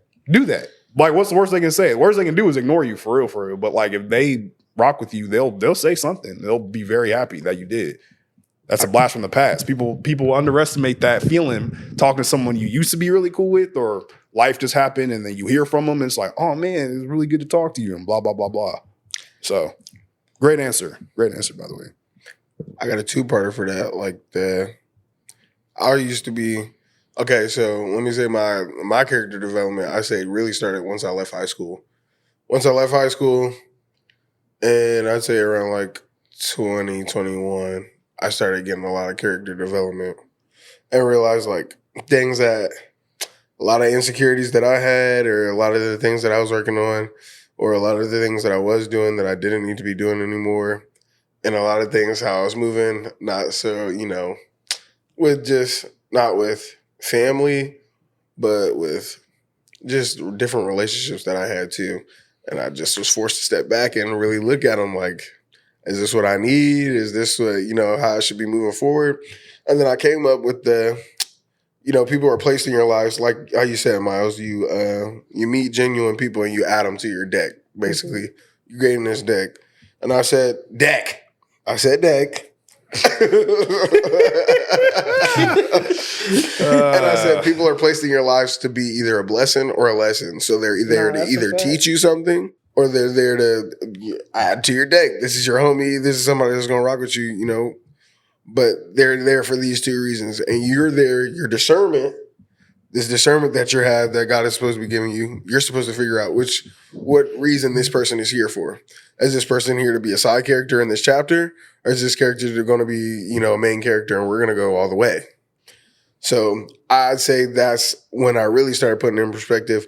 The people that I kept around me, the company that I had, the people that I would, you know, hang around and do stuff with, the things that I would be doing and how I would be doing them, and who I would call and talk to on the main, because you are a reflection of the people that you keep around.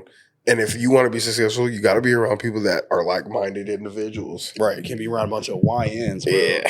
YNs and hoodlums. Or not even YNs.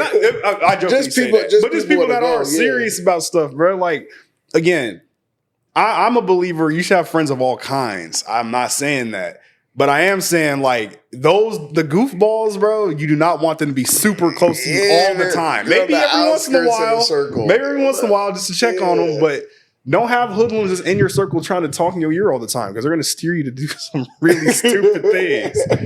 Yeah, but for sure. Another one with that, well, like how you were saying, you're like, I'm wondering if I wasn't supposed to do that, if I wasn't supposed to leave. I feel like God be putting us in different situations to make us learn things. Oh, yeah. So he's like, nah, and if you don't learn it in that situation, you're like, well, fuck, I'm about to just leave. And I'm going to just leave and go over here. It's going to do you like Jonah.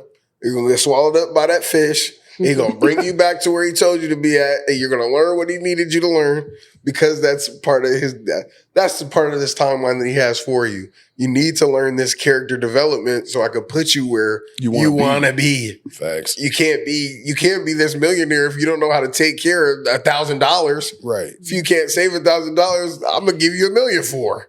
Man, say that again, bruh. Because that money thing, bruh. Me and Brendan were just talking about that. These millionaires, these NBA players and stuff, they never had that discernment early. So now they're just blowing all this money and saying, well, bro, actually $30 million a year ain't even really enough for real. God's never going to truly bless you. You're going to be broke because you never learned how to take care of what you were getting. So don't blame the system, blame you. Yeah. You know what I'm saying? And take some time to learn. Got to be a good steward over your little bit before he can put you as a steward over a lot or a mountain. Facts. All right, so my next question, because Malcolm, you said with the faith, but if there's another one. Oh, what was his? You didn't say what was your? Or was it what you already said? Defining moment. That's my current defining pivot moment. The one that really defined me, like he knows I had to let someone go. Because it was, that's another major arc for sure. Your first one, boy. You start realizing emotions you ain't never had. Nah, yeah. I know it, yeah. It was a lot of emotions, a lot of just time. So many times I should have just walked away. Mm-hmm. And then I finally walked away, and that's when I kind of it was like a switch of just like I would start all this information, all this teachings and lessons, it just snapped. It's just like now I know of what to do, not to do, and it made me also love myself even more when I walked away. So when I walked away, when I walked away, I started posting pictures more. I started going on my solo dates, and I just. It was a lot better, a lot more peace, a lot more I should have done this a long time ago. Sure. So, but yeah, that was my past defining moment. And then with me meeting my baby Sierra, she has taught me a lot of things just from the beginning of the relationship. And in all honesty, it's more about being more considerate. Yep. And you're not by yourself anymore. And she's taught me a lot. And so it's just, again, every 5-year period or whatever to the point of learning new things. And the thing is, I get so excited learning new things. I get very, again, passionate about it because I at the end of the day, I want to be a nice person. I want to be genuine. I want to be, be there for you and be considerate for anyone, and obviously for myself. And so that was the main one, was letting someone go, was my defining moment. And then obviously now my current one is now, centering God in my life. And so that's where I'm at. What do you guys have one that you can think of, like something like a moment, like a commitment or something you're like, this is what I want, like right now that you're working towards, or like any goal, commitment right now you can think of in your head? You said a goal or commitment in your head right now that you want to see? New Year's, like a flourish. Our New Year's video. Honestly, my goal is the same goal was we're halfway through the year. How are you doing on your New Year's? I'm doing great, bro. I ain't gonna lie. Like, all my goal was, it's not really tangible in the sense of like it has like a certain number. My goals were simple, like just continuing to build myself up mentally, emotionally, spiritually, and physically. So I've been working out consistently. I've been reading a lot more. I've been doing different things that bring me peace and make me happy. I've been trying to learn more about like psychology and just the emotional intelligence of it all in terms of how I treat others. And like Malcolm was saying, trying to be more considerate and, things like that. So I think I've made steady inclines on that. Obviously, like anyone else, I still fall in some bad habits, but overall, just continuing to do what I was setting out to do in the beginning of the year and getting a little better each day. So I think it's going good so far. It is flying. This year is flying, bro. I'm not gonna lie. Yeah. But yeah, been doing pretty all right. We already more than halfway through. I wouldn't say I'm doing terrible, but I'd say I'm moving forward. I'm definitely still laying out the blueprint and like details of how I want these things to work. But I'd say I've been more active. I've done more. I've been working a lot more. Well, I was already working beforehand. I'm working a lot more smarter, being a better steward of what I have rather than just having the mindset of, I'll just go make more.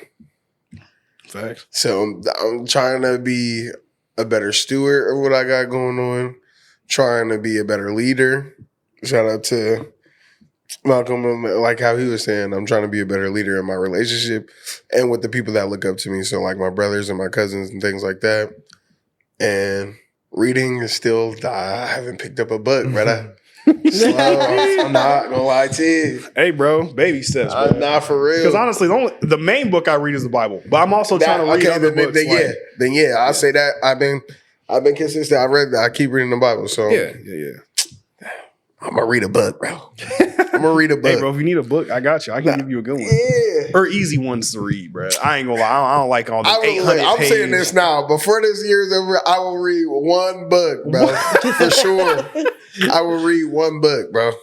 Bro, I mean, hey, what about you? What goal? Did you say yours? Mine right now, like my biggest thing is, it's like for my job right now, just being the best in my position.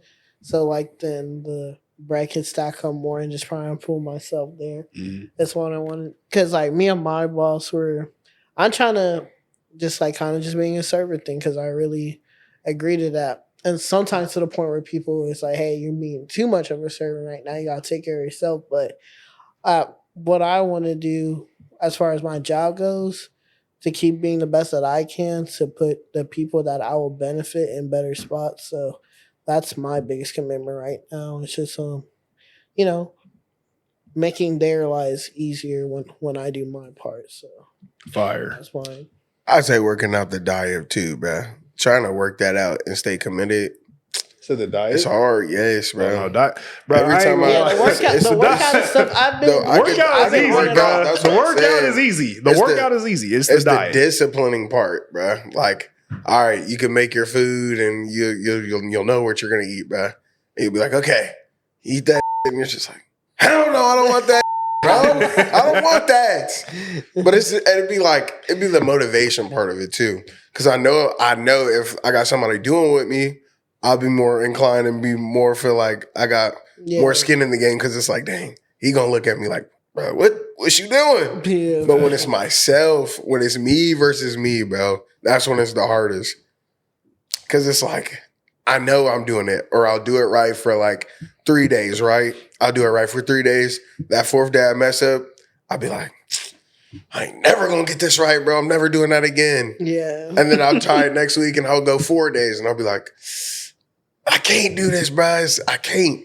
It's just getting over my own hill, I'd say. Yeah, getting over that hump when you mess up is always the hardest part. It's like moderate. I'll be ready to get off the horse types. I'll be like, bad, bro. Yeah, it's either moderation, because like trying to cut everything out, especially for dieting, is like one of the hardest things you can do. That's why they say like 6 days on, like 1 day off where you might have something you were probably not supposed to have, and then stick to it that day. But don't make it like a habit. You know what I mean? Yeah. But just being accountable and the discipline, bro. Facts.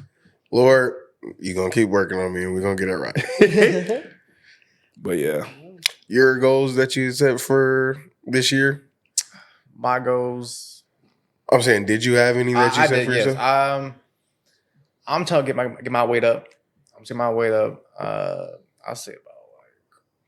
How much do you weigh right now? I'm about a good 170. Really? Yeah. I feel you carry your weight well, because I was not thinking that. Appreciate it, but I'm trying to get at least to 190 or 205. Just because working in security, and they see this tall light skin. So what he gonna do? I'll drop him in 2 minutes. Hey, Every time they walk past, it's like, you're a baby. So it's more another insecurity. Sometimes I brush it off, sometimes I don't. But it's more of a look now. But overall, I do want to get my weight up to be more confident and just move forward. He said, "Move with motion." Is what he said. Exactly. That's what he said. Basically. Yeah. You know what comes with that, right? When you ask to be more confident, he's going to put you in spots that to shine. He's going to put you in spots where it really tests your confidence. Yeah, don't ask for stuff y'all ain't. You know what I'm saying? Like, I mean, because he gonna give it to you though. You say you want more confidence. You ask for patience? Oh, we got you. Better that you got the DMV to go to tomorrow. Yeah, we gonna see. Oh yeah. Nah, we gonna see your patience. Definitely, you will be tested. You know what I'm saying? And then you never know until it's over too. Yeah. Because after the test, you'll be like, "Dang, failed that." but that's the best test. The best tests are the ones you really aren't ready for, especially in life, because then you can kind of see how you adapt. And I feel like that's when the Lord comes to you too, when you're least expecting it. No, for sure. Or say like you got some bread and you got like $5, and the homeless man be like, "Bro, all I need is $5." Right? Do you have $5? You be like. Speaking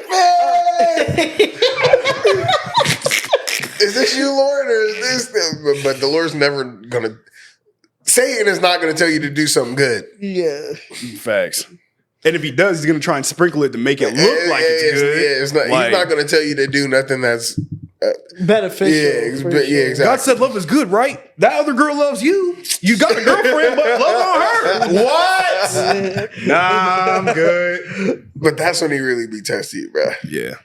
And that's the discernment. So I'm working on getting my discernment level even higher. Even though I'm glad where it's at now. I'm saying, let's get it. Oh, yeah. You can always get better discernment. So where I don't even got to like talk to, because I can already understand, like, after I talk to somebody, I'd be like, okay, I see where you at. But then it's like, I don't even want to talk to them. Let me just see it off them. Let me feel it off them type. Let me just already have that discernment to that God given. Nah. Yeah. That's not even for me. That observation hockey. No, I mean, that's funny because that's not even for me, because Malcolm bro. said earlier, like, the best discernment, honestly, to me, in new situations is just being quiet. Yeah. Watching. Like, I learned so much not saying nothing. I walk into a room, everyone else is talking. I'm just, You know what I'm saying? I could join in the conversation. I could say something, but me observing, again, tells me everything I need to know about the situation I'm in. I don't got to say nothing. And people underestimate that. The quiet person in the room is definitely not the weakest, and he definitely has something on his mind. He's going to share it with y'all. Simple as that. That's him to a T right there. Right. I always wanted to ask you that with the whole light skin. Wait, we were growing up and stuff because, like, with our group, he's facing like the opposite side of what you're facing, brother. What? You're talking about something. People be like, "Oh, I'm the dark skinned one," and it comes with stigma of being the dark skinned one. Oh yeah, no. In every setting I've been in, I've always been assumed to be the roughest person. just because I'm dark. I'm saying like we're hearing the flip side of that too. Yeah, no, because Malcolm of our group is like he's always been like he's the light skinned one. High yellow. Yeah. He's in the light skinned one. High yellow fella. Or listen, and most of our group we come from like having like foreign parents and stuff. So like how is that for you and just like growing up with this? Because obviously in our group we thought nothing of it. It's just our homie, but like because other people would bring that to us. We're just like, he's just our homie. What do you want me to say? Yeah. Do you ever felt like that anytime? Like, there's some people like bring it out to you? Definitely an outsider. Most definitely an outsider. But every single one of your parents showed me love, but I can definitely tell who was like kind of saw me as like, who is this guy? Like he's a little lighter. That's real though. That's very real. That's very real. Nah, especially when the group is all different. You know what I'm saying? Like it's nothing but Africans and Haitians and no, I'm just playing. Foreigners, and then the one light skinned guy. That's like when there's like a big group of black people or white people, and then there's a one white or black person. Yeah, it's like, I mean, you cool, but who are you? You know what I'm saying? Like, sometimes it's cool, sometimes it's awkward, sometimes it really. I think when you're young, like y'all obviously won't think anything of it because it's like, oh, that's just our friend. But to him, like, notably different. Even other people, you know what I'm saying? Like, because there's always stereotypes with certain things. Like, oh, if I'm going to fight somebody in this group, I'm going to go for the light skinned one because he's probably the softest. That's an assumption. That is an assumption. What Drake say, bro? I'm light skinned, but I'm still a daughter. Stop playing with me, bro. Stop playing with me, bro. Nah, I'm black through and through, whether I'm light. I mean, that's true too. I don't know, but in our group, I don't think if we're ever in that situation, I don't think they're going to swing on Malcolm. Well, of course. Would you say that affected you a lot? It was a couple times because I definitely got side eyed a couple times. In a sense, I'd say definitely your dad. I'm not gonna lie to you. Definitely your dad. We appreciate the honesty, brother. And definitely Sue's parents. Oh yeah. Same for Quasi. It's funny because even though Chris is like he's a little like just a tad darker than me. He was like they would still kind of give him a pass. Put you guys together, if that makes sense. But compared to me. Yeah. Yeah, but then again, my dad like Chris is our road there, so he knew them niggas. I can definitely understand that too because I've been at like work or some of the homies that be like, even like some foreigners, they be like, they not black for real though. Yeah.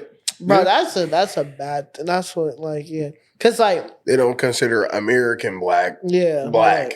Yeah, like with my dad and stuff, like he definitely side out Malcolm, but he wasn't like who is this dude? He's just like because my dad he describes this as the black sheep of his like fam. So he asked me one day, he's like, does Malcolm ever feel like the black sheep of your friend group? I'm like, yeah, for sure. That's why he side eye. He's like, he was just like, I can see the similarity. He was just like there and stuff, and it helps him a lot because you're like, my dad's terrible with names, but he always knows Malcolm's name because he was like, we ran into each other a couple times. He will say what's up. Yeah, for sure.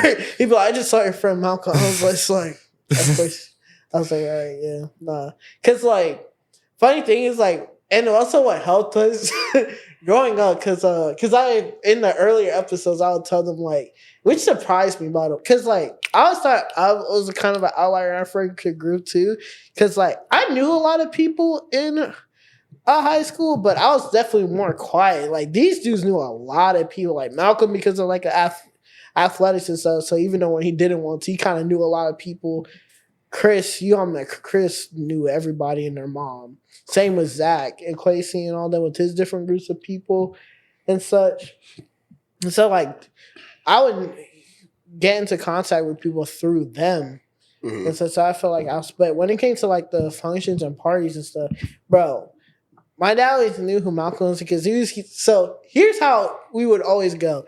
It was always our two dads were the rides, bruh. Every time. So if we wanted to go somewhere, me and Malcolm had to coordinate. Does your dad want to pick us up or drop us off? It was always like that. So yeah, that's also why my dad knows Malcolm really well. Because he always act, but I always say, I was like, because I would always go, because I know sometimes my dad got tired of it. So like I knew there's some days where it's like, damn, they want to go to this or whatever, but I gotta ask my dad again. So I would just be like pacing. I'm like, damn, I gotta ask again. If you ask him, he'll say yes. If I ask him, he'll say no. Right. So I was just like, I was just like, all right, Malcolm, which one did you ask your dad to be the ride for? He said right there. I was like, all right, I gotta ask him to be the ride back. So now so I was like, hey, because he always asks me, so what? Is it Malcolm's parent like taking you there? I'm like, yeah. He's like, all right, cool, I'll take you back or whatever. But yeah, no, that was also another thing. Like, it was always us two on the rides every single time. I would say my insecurities and like pressures didn't really set into like high school. I felt I wasn't like really like I didn't really care about much until like we got to high school. And then when we got to high school, it was like I got the right fit on. I'm looking the right way. I'm looking at the right women. And well, that's why like homies. When I went to the career. See, that's one of the main reasons I went to the career center. Because first thing, uniforms. You gonna roast me for my uniform? Shut up. You know what I'm saying? Like, and my you got the same fit on, right? Exactly. You're just ugly, and I think that's the problem. See, this is my problem at high school. Like a lot of ugly individuals, whether that be physically or inside, put on some clothes and they think they better than you. And I really don't like that sentiment, bro. Like, you're still ugly. Like, I'd have the ugliest dudes with nicer fits and be like, man, I'm about to cook your shoes, Mom. I'm like, bro, your haircut, bro, first of all, growing the friggin' Amazon forest on your head for what? Because people have the most trash, like, hygiene. Like, we've already talked about that. But I'm saying, like, I agree. Because, like, I was insecure about clothes until, like, maybe middle school, junior high when I started getting roasted for my clothes. Because I ain't gonna lie, I couldn't put nothing together. I ain't gonna lie. Because, like, my parents, they gave me what they gave me. I'm putting it on. What I'm going to do? Say, I'm not wearing that, Dad. He'd be like, right. What? Put that on, bro. Like, what am I going to do? I had no money. I had no job, no car. What am I going to do? Drive to the store and buy some of my little piggy bank, bro? Absolutely, yeah, bro. Got $20 for some shoes. Y'all niggas ain't be insecure and self-conscious, nigga. It wasn't me, nigga. It was y'all. I really be like that. Mine was more about the social status or whatever because, like I said, these dudes would, like, yeah, nah, bro. Because in our group, like, they were all, like, I loved them all to death. And I thought, bro, like, yeah, it was just a social status thing. Because, like, I was definitely, in my mind at least, I was just, like, more like, who's this lame nigga in your group? And I'll be like, damn. Because, like, everybody will come up to him and be like I said, I knew a lot of people, but and it's like, nigga, I don't even know you, nigga. I don't even know you, nigga. Why are you, what? I'm catching it straight. I don't even know you, nigga. If you get roasted by niggas you don't even know. No, for real. This nigga shoes, bro. What the, you like? Who are you? Who are you? Who's your homie? I don't even know y'all. Definitely canon event, bro. I feel like that's happened to everybody. Especially when it came to like females too, bro. It's just like that's a whole different story. No, see, bro, I ain't gonna lie. That is a whole different story. Because, You have a separate one on that one, bro. Because that was how I was like, he will tell you, like, when it came to like girls like in high school and stuff, and I said it on the podcast, I wasn't really on that. Like, I didn't really care about that. But then it was just like, so I was mostly like, I was like, bro, who even are you right now? Because they would be like, looking at the group like, how you get in? And they'd be like, who's you? I'd be like, who is you? Exactly. Like, what are you looking at me for right now? They used to get on me about that. They're like, hey, bro, you got to calm down. I got to chill because they want to be disrespectful. No, never cared. They were like hourly disrespectful, but you could like tell. You gotta feel. You got a feeling sometimes. You were just like, I was like, all right, bro. Like, damn, that's why, bro. See, that's so funny you say that because once upon a time in high school, I used to deal with that. Then like I had a complete 180 switch, bro. 180 switch. I mean, even before that, like I just had like I feel like when you focus on yourself, a lot of people in high school don't focus on themselves. Like they do a lot of what we were talking about earlier. They compare themselves. Yep. They try to fit in with every crowd, and they're just not themselves. So people can feel that. So the minute just you as like insecure, yeah, they really are. So like when you focus on your own self, like like, you know, getting in shape, you know what I'm saying? Maybe playing a sport will help, you know what I'm saying? Get your hygiene together, bro. That's the main thing. Hygiene funky, together. Bro. You smelling good, you looking good, whatever. You focus on yourself. You don't worry about, because like, I ain't gonna lie, not to like gas myself up, but like I had a couple dudes be like, bro, like how do you do this? How do you do that with like a woman? And I would just tell them, just do not care about what they got going on. Focus on you, yourself. And they'll come. And they come. And that's with anything, really. I'm not just saying. And they come. But it's just it really is just about like doing your own thing and focusing on what you got going on. Literally, bro. Simple. Nice. When it's like you break out the matrix and you're just like, they just as scary as I am, bro. Right. They over here thinking about they fit. Back to the ugly dudes, bro. Like you're trying to get on people's fits because you know if you took your regular, like got a regular fit on, you're just ugly. You're a regular Joe. Your personality's terrible. And you talking to the baddies. You trying to fight everybody. You trying to talk to girls that are clearly out of your league. They don't want you. You trying to, man, she really a like yeah, whatever. Crazy. Like because there are dudes like that. I'll say the story and then we can wrap up because our first day at the career center, me, Josiah, and Terrence were sitting at this lunch table. This dude was like, and this all happened in the span of one day. He didn't know us. Again, an example of like random. He was like, man, I really back can take all y'all's hoes. Who are you? First day, first interaction with this dude. We all brushed it off because I'm like, get a load of this guy. Yeah. So then fast forward. I'm walking to class. I'm going up the stairwell. I see him trying to talk to a girl. He's like, hey, what's good, girl? She said, nothing. Walks away. Walks away. He screams, all right, then, fuck you then, B. Like, he screams it down the hall. And then I see him, and I just start busting out. He's like, man, shut up, man. Like, I'm like, weren't you the same one from earlier? Talking about taking someone. You can't even get. So to me, it's like, he was loud, obnoxious like that because he's insecure. And I think a lot of people are like that because it's like you don't have anything to focus on yourself. You got to focus on everything else. And then try to make other dudes you don't know. What was he going to do? Oh, man, bro, he was going to steal him, bro. Like, what reaction did you really want to even say that? It really do be the outside. Like, shut up. It was like nothing. It was like they were just naturally, like our friend group, like a lot of them, like we're just naturally cool with other people. Yeah, it's just like y'all say. It's just the outsiders. They just come in just like and they pick and choose like who they want to pick on based on what they like. Like for example, if they hated light skins, they'd be like, oh, y'all all cool, but that one right here, like you know what I'm saying. For example, like it could be anything. It'd be the fees, bro. Because they can't get the fees and they can't talk to the fees, and they see you talking to the fees, and they'd be like, how is this? You talking to the fees? How is he talking to the fees and I can't? And they just start hating, bro. And like I said, it really goes to just being yourself. Like, you don't got to be anything crazy to do that, to be honest. Just be yourself. And I think now it's a lot worse. It's a lot of pressure to be something you are not. Yep. Like, just be yourself, bro.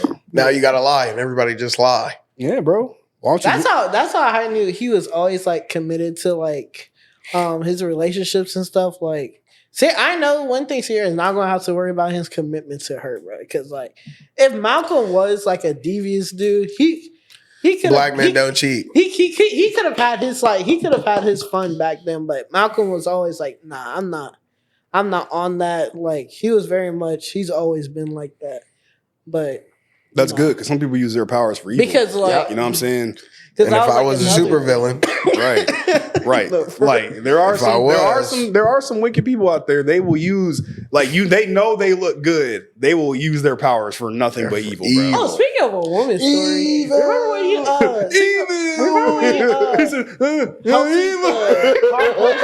Oh yeah. It was fun. Yeah. Mermaid Man, bro. That's so funny. What's his face? No woman story. I remember because think about how good Malcolm was as a friend. This dude helped me do my promposal for senior year. Oh, that's funny. Yeah. He like because I think it was like in the morning and stuff. Like he helped because I didn't have a car at the time. He promposal. Did. Wow. What happened? No, go ahead. But yeah, he's like sent me to school that day and everything to set it up for it, like get the flowers and stuff and all that. But yeah. That's dope. Good times. That's dope. Y'all actually did that? Y'all did No. I asked my girl at the time. I was like, "Do you want to go to the prom? Yes or no?" I just did it for fun because a lot of people were doing like someone else in our group did it. In retrospect, though, to our point earlier, I wish I didn't do it because it kind of like messed up my friendship I had with this girl. Because it's like she thought I was like actually trying to like be with her. Yeah, and I was just like, oh, I just did. No, I ain't gonna lie, bro. How did you not? But that's like I tell you, like when my mindset back then was like I wasn't thinking like. I don't care about all that. Exactly. That was I was like, I don't care about. I was just trying to do something for fun. And it was, you might not care, but a girl's gonna be like, oh, he took all the time. You know what I'm saying? This was what? Because I was always a year younger than people. So this is junior high. Nah, this was senior year prom. This was a prom. So it was like, it was I was 17, so I wasn't thinking like that.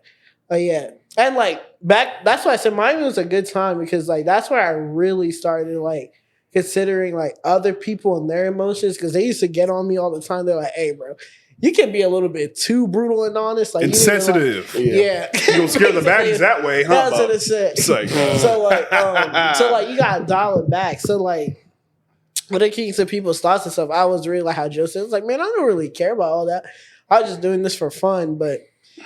I didn't know she thought that way until like her homie one time. She's like, "Hey, you remember when you did da da da?" I was like, "Yeah." What's up with it? I was like, she was like, "Do you still like her?" I was like, "Still." I was like, "What you mean?" So I never liked that bitch. Nah, it was never that. That was my homie for real. She's very beautiful to me. But she was just like, "Do you like her?" I was like, "No offense, like she pretty and all, and like that's my homie, but like that was like my homie." She was like, "Oh, you didn't like her for?" I was like, "No, I did that for fun." I was like, because like after that though, because long story, because like she had just gotten out of a like relationship when I did it, so it was not really like the best timing or whatever. Bro, it was like our friendship was just awkward after that. Like we weren't. Sounds like she liked you, brother. Huh? So it sounds like she liked you. I don't think so, bro. I'm saying because if you're saying that it was just for fun and it wasn't really like that, why would she be upset? No, that's the only reason. Yeah, she likes you, bro. Anyway, final thoughts on anything about pivots and commitments and things of that nature, Malcolm. What would be your advice for someone that might need to make a pivot, or how would you advise them to do that? As someone that's kind of had to go through different loves and different stages in your life, what would you advise to somebody that might be in that point right now? I would say definitely be open-minded. Talk to the people around you. Ask for advice. And obviously get closer to God. And just, for me, I know me personally, when I struggle trying to make a pivot, I just take my best days and I focus on that. And then, it's time to make a move. It's time to have that feeling again, or even a better feeling. So, but overall, it's just, be around your people so they can help you, so you can, improve on anything you want. Because anything is possible, especially with God. So, thanks. My final question is, if you were to die today, how would you want people to remember you? I would definitely say, I hope I remember as,